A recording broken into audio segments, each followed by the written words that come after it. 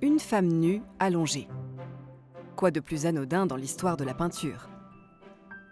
Mais en 1865, lorsque Manet présente son Olympia, il est jugé comme un des plus scandaleux des nus jamais peints. Son œuvre choque aussi bien par son sujet que par son traitement. Alors pourquoi ces critiques d'une rare violence?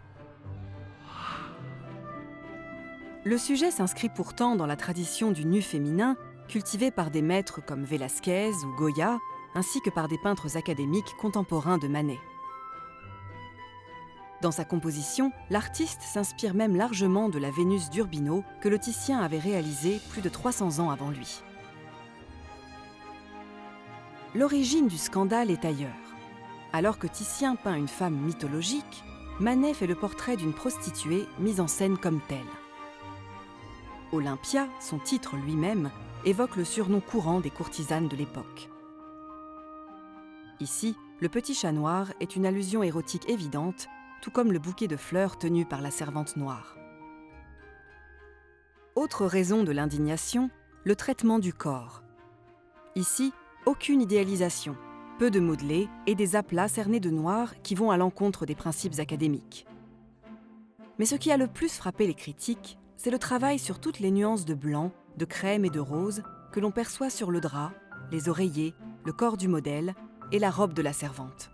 Enfin, l'assurance de cette femme, son regard droit et franc, ont été perçus comme une provocation supplémentaire de la part de l'artiste.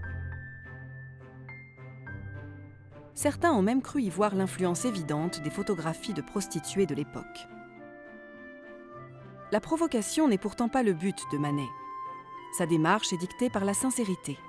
« J'ai fait ce que j'ai vu », écrit-il pour se défendre. Manet s'inscrit dans une longue tradition qui remonte à la Renaissance italienne. Le thème du nu féminin blanc, associé à la servante noire, est classique. Ici, elle met en valeur la blancheur de la femme. On connaît désormais le nom de la servante, Laure. Et pourtant, Olympia est une œuvre de rupture. Elle ouvre la voie à la modernité, aux images d'une réalité contemporaine non idéalisée dont se réclameront les impressionnistes. Olympia inaugure, de Degas à Lautrec, en passant par Zola, le thème artistique et littéraire de la prostituée, vu sous l'angle du réalisme et non plus de la poésie.